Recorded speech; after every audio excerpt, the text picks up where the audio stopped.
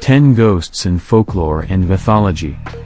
People often refer to ghosts as the dead who have unfinished business here on Earth.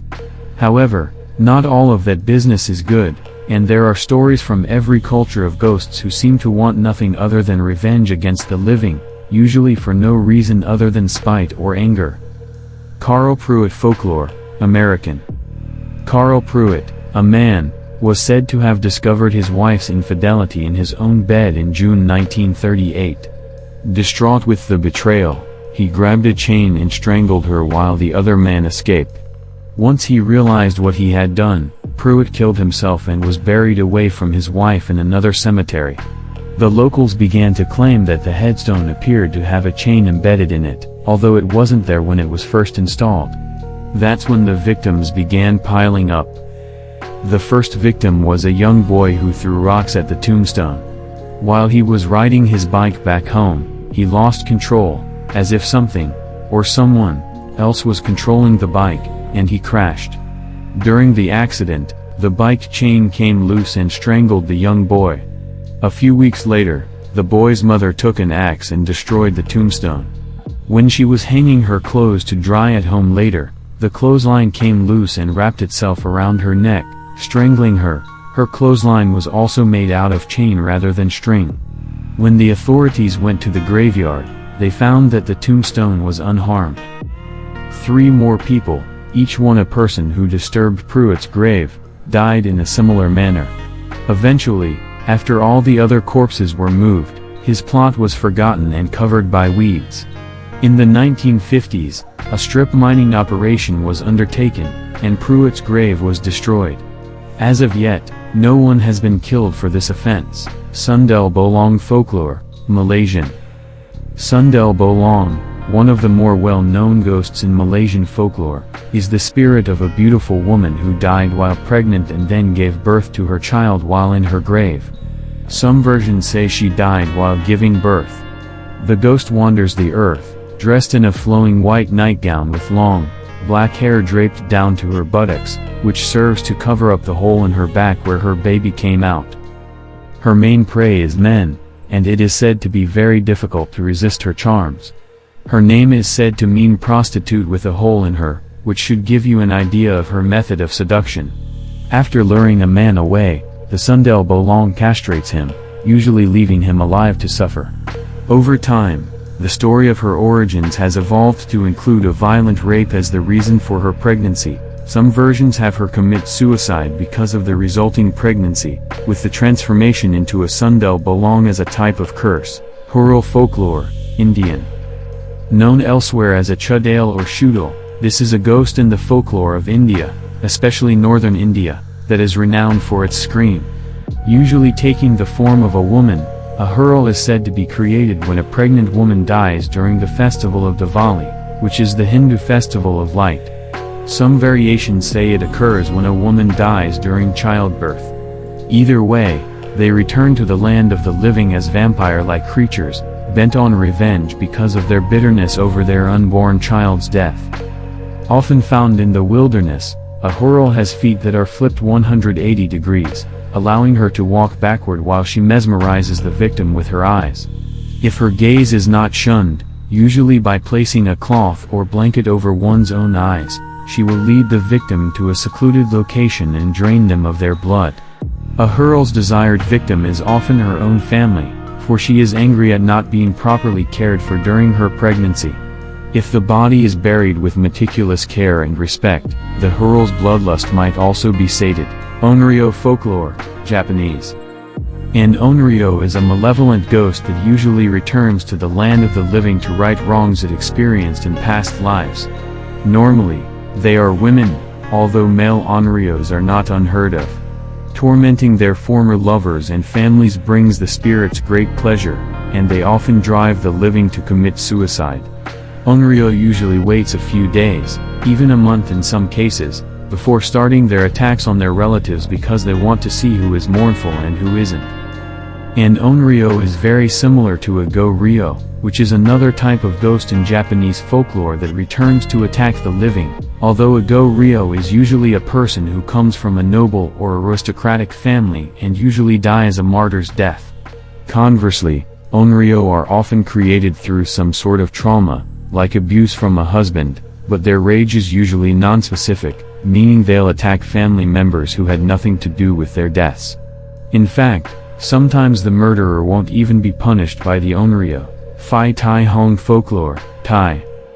People who die inexcusably cruel deaths, or who are left unburied or without proper funerary rites, become ghosts known as Phi Tai Hongs in Thailand.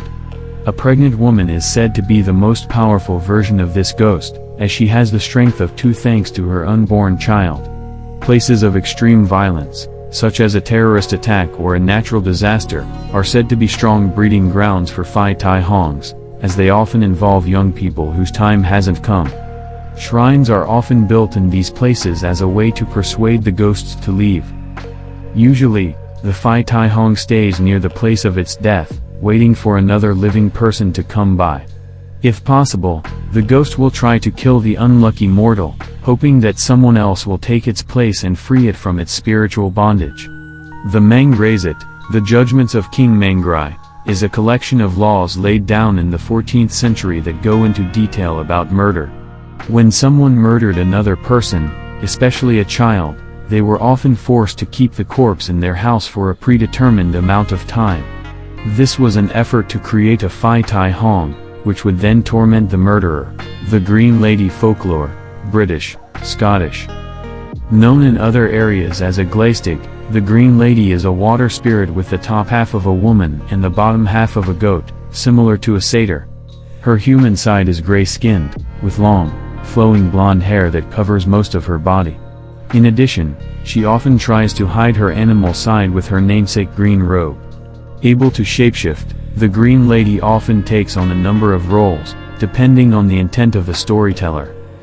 Some of the time she can be mischievous, throwing pebbles at passers-by or leading people down the wrong trail, only to laugh at their misfortune when they realize they're lost. Her origins are many, with one of the more common ones being that she was a noblewoman who was murdered by one of her servants and stuffed into a chimney. It is this version that lends itself to the tales of the Green Lady luring men to their deaths with her singing. Appeasing her is easy, as she is a sucker for milk due to the fact that she is commonly seen as a guardian over cattle. La Ciguanaba Folklore, Central American. Originally known as Siwehuet, which means beautiful woman, La Ciguanaba was said to have had a love affair with the son of the Aztec god Tlaloc. However, she was a terrible mother, often leaving her son alone so she could meet with her godly lover. Once Tlaloc found out about this, he cursed Siwehuet, making it so that she appeared gorgeous from a distance but was hideous up close. She took the name La Ciguanaba, or horrible woman, and was also condemned to wander through the wilderness, looking for men to trap. In El Salvador, she is said to wash her clothes in the river, forcing her to spend the rest of the time looking for her son, who was granted immortality. Men who claim to bed a lot of women or who are adulterers are often the target of La Ciguanaba's wrath, and she can be seen bathing in the moonlight, quite an attractive sight in the jungle. Usually, the unlucky man dies of fright, but if not, he will find himself lost in the wilderness. Once in a while, she will also appear to children as their mothers, luring them away to their deaths. The best way to defend against La Ciguanaba is to bite a piece of metal or a cross and say a prayer to God. Chindi Folklore, Navajo. Within the Navajo belief system, there resides a special type of spirit known as a chindi. Normally the byproduct of violence, whether accidental or during warfare, a chindi is made up of everything that was bad about the person who died.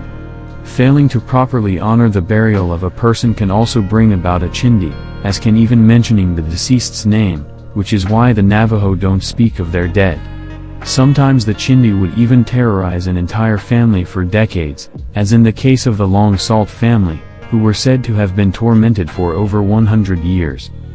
The house or possessions of a dead person are the most likely places to find a chindi, which is why they are often isolated or destroyed outright.